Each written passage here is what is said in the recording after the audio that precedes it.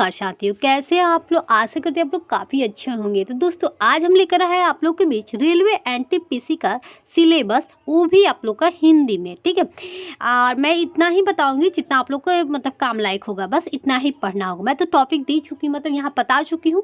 तो दोस्तों चलिए हम आते हैं किस चैप्टर से कितना क्वेश्चन पूछेगा, ठीक है, किस में क्या पूछेगा, टोटल मैं बताऊंगी। ठीक है, तो हमारे वीडियो में बने रहिए अंत तक।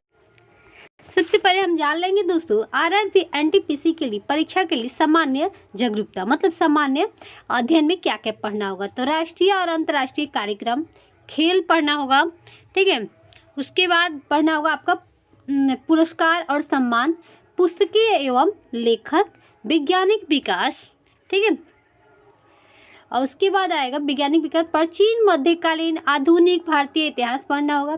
भारतीय स्वतंत्रता संग्राम से क्वेश्चन आएगा। ठीक है, उसके बाद आ रहा है दोस्तों संस्कृति, विरासत, कला और साहित्य, भारत की भौतिक विशेषताएं, जलवायु, नदी, पर्वत, तीनों आएगा। महत्वपूर्ण स्थान और स्थिति। ठीक है, चलिए आगे हम बढ़ते हैं। उसके बाद आ रहा है विश्व भूगोल की बातें। ठीक है, उसके बाद आ रहा है आर्थिक शब्द और अवधारणाएं। ठीक है, जितना मैं बता रही हूँ सब बहुत इंपॉर्टेंट है। राष्ट्रीय आय, सकल घरेलू उत्पाद, मुद्रास्फीति, सरकारी योजनाएं, बैंकिंग और वित्त की मूल बातें। ओके, अब हम आगे बढ़ते हैं। उसके बाद आएगा भारतीय संविधान और राजनीतिक व्यवस्था से आएगा क्वेश्चन, मौलिक अधिकार और कर्तव्य से आएगा, सरकारी नीति और कानून से आएगा। ठीक है, उसके बाद आएगा आपका सरकारी नीति और कानून से, महत्वपूर्ण दिन और तिथियां, मतलब दिवस पूछ सकता है, थीम पूछ सकता है, आविष्कार और खोज भी पूछ सकता है। पर्यावरण से आएगा, जीवित प्राणी से भी आएगा क्वेश्चन। जितना मैं बता रही हूँ सब इम्पोर्टेंट है। जीव और पौधों में जीवन प्रक्रिया भी आएगा, अनुवांशिक और विकास भी आएगा, से मतलब एक क्वेश्चन पूछेगा। प्राकृतिक संसाधन से भी क्वेश्चन आएंगे। ठीक है, अब हम आ रहे हैं परमाणु और अणु से भी क्वेश्चन आएंगे। रासायनिक प्रतिक्रिया और समीकरण से, अम्ल, क्षार और लवण से भी क्वेश्चन आएंगे। आइए हम आगे देखते हैं। यहाँ पे धातु और अधातु से भी क्वेश्चन आएंगे। आवर्त सारणी से भी क्वेश्चन आएंगे। बल और गति के नियम, कार्य और ऊर्जा, आवाज, उसके बाद रोशनी, बिजली, ऊर्जा का स्रोत, रोग, इतना से आपका क्वेश्चन आएगा। ये हो गया आपका जीके जीएस।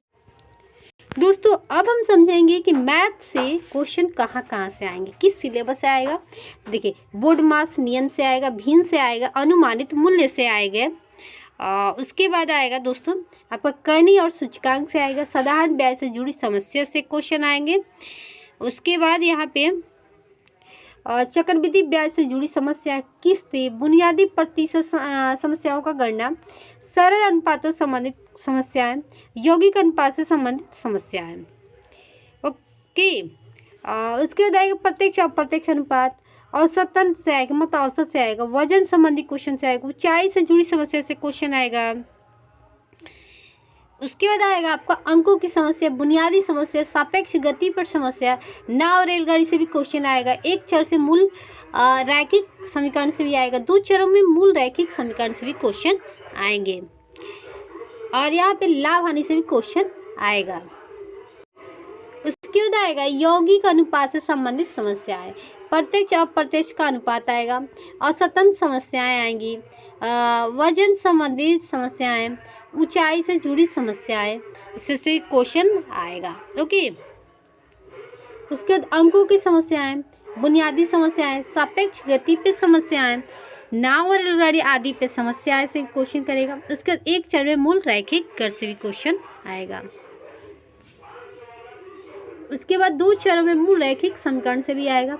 लाभ हानि से, बेईमानी लगातार व्यवहार से, बेईमानी लोग पढ़े होंगे कि कोई सामान खरीदता है तो इतना कम कर देता है, ठीक है, इतना का जगह पे, तो उससे भी क्वेश्चन आएगा। भागीदारी से आएगा, ठीक है, श्रृंखला पूरी करे, इससे भी आएगा। ठीक है, अब आएगा लुप्त गलत शब्द से भी क्वेश्चन आएगा। अब आ रहा है समतल आकृति पर समस्याएं, वर्ग, आयत, वृत्त आदि से भी क्वेश्चन आएंगे। कार्य कुशल की समस्या से भी क्वेश्चन आएंगे, मजदूरी संबंधी क्वेश्चन से मतलब क्वेश्चन आएगा। ठीक है, अब हम चलते हैं नेक्स्ट पे। अब अरे पाइपों की समस्या से भी क्वेश्चन आएगा। उसके बाद 2 या 2 से परिशिष्ट मिश्रण बनाए, इससे भी क्वेश्चन मतलब आने वाला है। ठीक है, अब हम चलते हैं रीजनिंग के मतलब सिलेबस पे। देखिए दोस्तों, यहाँ पे आरआरबी एनटीपीसी परीक्षा के लिए सामान्य वृत्त और तर्क पाठ्यक्रम। ठीक है, इसमें आएगा उपमा, संख्या, वर्णमाला श्रृंखला के समान, कोडिंग डिकोडिंग से भी क्वेश्चन आएंगे। ठीक है, अब अरे गणितीय संख्यांकन से आएगा, समानता और भेद से आएंगे, रिलेशनशिप से भी आएंगे। ठीक है, तर्क से भी आएंगे, न्याय वाक्य से भी आएंगे, जुमलिंग से आएंगे, वेन डायग्राम से भी क्वेश्चन आएंगे। तो दोस्तों आप लोग तैयारी कर लीजिएगा। और उसके बाद पहेली से भी आएगा, डेटा प्राप्तकर्ता से भी आएगा, कथन और कारण से भी आएगा क्वेश्चन, निर्णय लेना, एमपीएस, ग्राफ की संख्या, मतलब इतना से आप लोग का क्वेश्चन पूछने वाला है। तो दोस्तों आप लोग तैयारी कर लीजिएगा। ठीक है, तो फिर हम मिलते हैं नेक्स्ट वीडियो में, तब तक के लिए बाय।